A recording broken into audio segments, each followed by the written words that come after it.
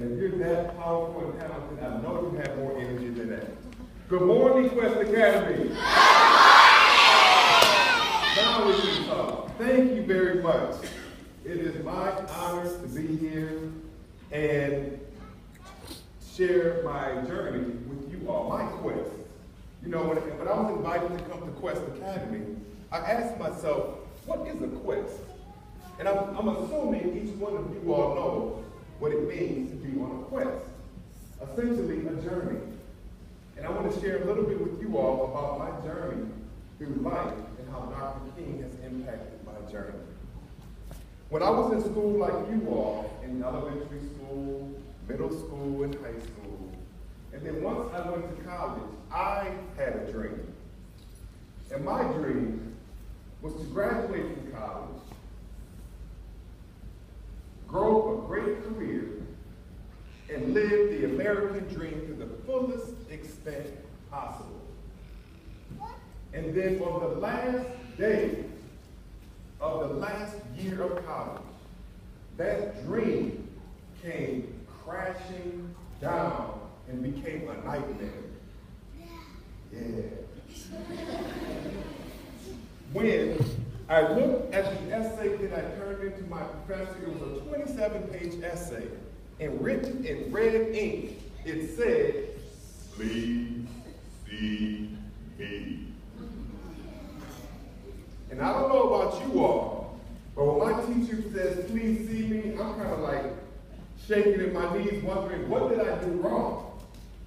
So I went to my professor's office, I walked in, I sat down at the table across from his desk, and there was an elongated silence between he and I.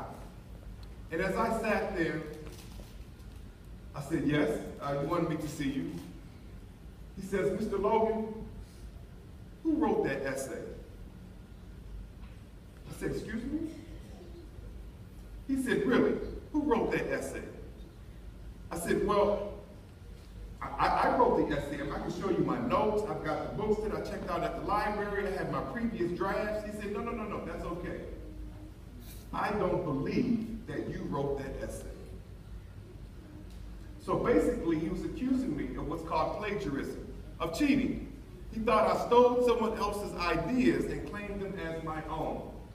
Basically, he felt I was not intelligent enough to produce the work that I did.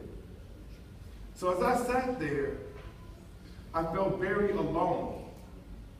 And that was an experience that I was used to in college, because usually I was the only person of color in all of my classes. So when it came time for study groups and homework circles, when it came time for people to come together and go to a party, usually I was not invited. I was left outside of that. So as I sat there and contemplated, what should I do? I felt very embarrassed. I felt angry. I felt enraged, because the very next day was graduation. And if I didn't get this grade that I needed, that means I was not going to graduate.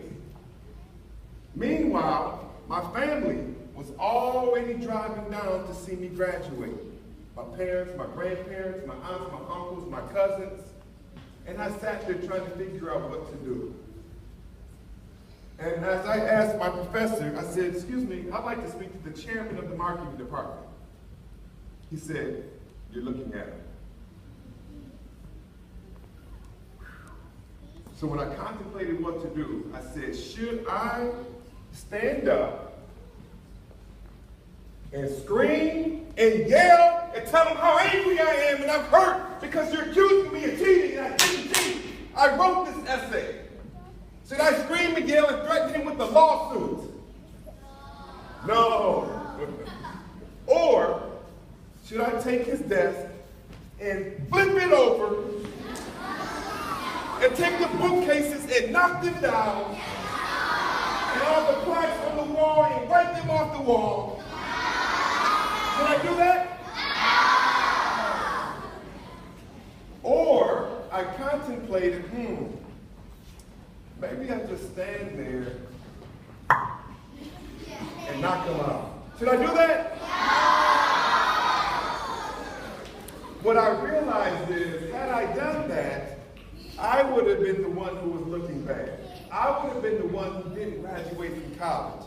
I would have been the one on the front page of the newspaper looking like, the monster, or I would have fallen into the stereotype of an angry black man. And I didn't want to fall into that. So in that moment, I fell back on the words of my father. And my father, in the 1960s, when he was on the Evanston Police Department, he grew very frustrated because the police department was not hiring and promoting African Americans on the police force. So he wanted to quit. And he was assigned to be Dr. Martin Luther King Jr.'s bodyguard. So my father was Dr. King's bodyguard when he came to Evanston. And when my father shared with Dr. King his frustrations, Dr. King asked him, he said, Bill, which was my father's name, he said, how much education do you have? And my father said, well, I went to school for 1 year, then I was drafted into the Korean War, and I never went back. And Dr. King said, Bill, you must stay the course. Your education is going to be the key to your future. No one is going to just give you anything. You're going to have to work hard for it, but you must be prepared.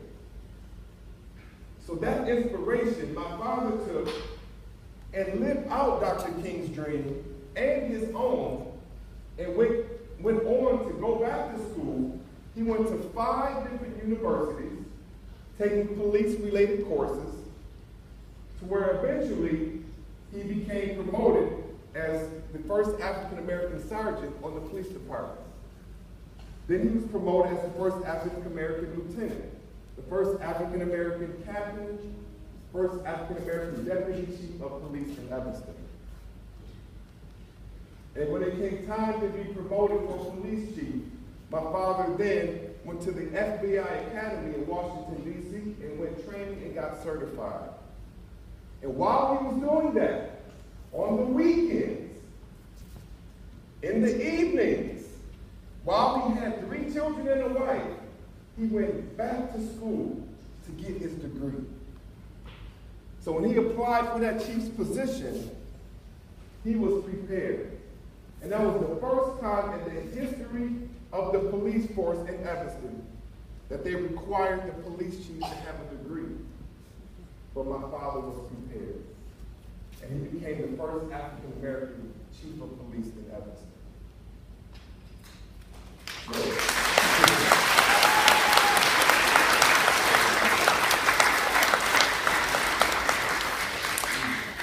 So I took those words of inspiration in that moment, and I contemplated what to do. And I remember the words of Dr. King. He says, the true measure of a man, and I would say woman as well, is not in times of comfort and convenience, but in times of challenge and controversy.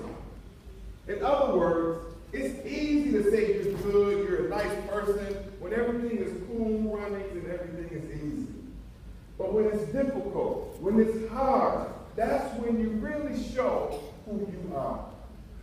So I did not want to be another statistic. I did not want to be another student, another African-American male who did not graduate from college.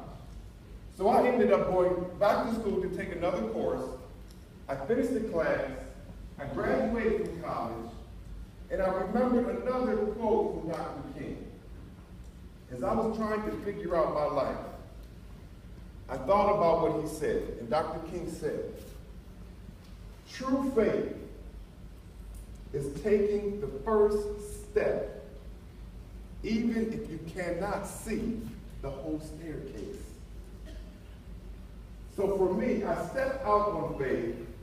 I worked, I saved some money, I packed a backpack, and I set out on a 3-week trip around the world that turned into 15 months, unexpectedly. And I went to the Fiji Islands, I traveled to New Zealand, to Australia, I went to Indonesia, Singapore, Malaysia, Thailand. I returned back to the States. And as I was exploring my dream, then I decided to create my dream and make it into a reality. So I realized education was so important that I went back to school again and got my master's degree in elementary education. So I might not look like the typical elementary school teacher, but I taught elementary school, then I taught middle school, and I taught high school. So that was part of me holding on to Dr. King's dream and my own. That was part of me creating my dream. And I want to encourage you all, while you're at this beautiful school, to continue to create your dream. It's all this beautiful work that I saw the students doing on the stage, all that your teachers are doing is part of Dr. King's dream. That's part of you all creating your dream and making it a reality. So after teaching, I ended up packing another backpack, and with my two best friends, I traveled for another 3.5 years, returning to every country that I previously went to, adding Laos, India, Ghana, Burkina Faso, Guinea, Ivory Coast, and then I came back to the States. That was part of me holding on to my dream and to Dr. King's. At that time, I then founded a nonprofit organization called Soul Creations. That was my way of giving back to my community, to reaching out to help other people. And Soul Creations is an agency for the development of academic, social, and cultural empowerment of our youth. So that was my way of giving back. Then, of all things, I went back to school again. Can you believe that? That's a lot of school. That's how important it is. And then I got my doctoral degree in adult education. So at that time, I began teaching at a university. So now I took my dream and I'm trying to help other people create their dream and to live out their dream. And once I did that, I still teach at the university, but I became a diversity consultant. So I work with big corporations, I work with law enforcement agencies like police departments, and I work with a lot of schools around the country, helping people to realize their dream and to make it a reality. So lastly, I would like to share with you all another important point from Dr. King that I always remember. And he says, the most pertinent, urgent question in life is, what are you doing to help others? And that's the word I want to leave with Kwesi Academy. You all are a talented group of students. I have no worries whatsoever that each one of you all are going to do great things in life. But the question is, once you achieve your greatness, what can you do to help someone else create theirs? So you can be a dream maker. You can help people achieve their dreams and make it a reality. So in closing, first of all, I encourage you all, continue to discover your dream. School is a great place to do that. You know what? It's okay to make mistakes along the way. It's okay not to be perfect. You don't have to get an A on every test. You're still okay. So explore your dream, first of all. Secondly, you're going to have to work hard for it, as I did. There's going to be many difficulties, many pitfalls, many people who are going to try to block your way. Many people who are going to tell you, no, don't do that. No, you can't do that. No, you're not smart enough. But you have to work hard and persevere through that. And then you must hold on to your dreams. Keep it close to you. And then lastly, the question is, what can you do to help someone else make their dream a reality? And I realized the Quest Academy, we have a lot of students who have the power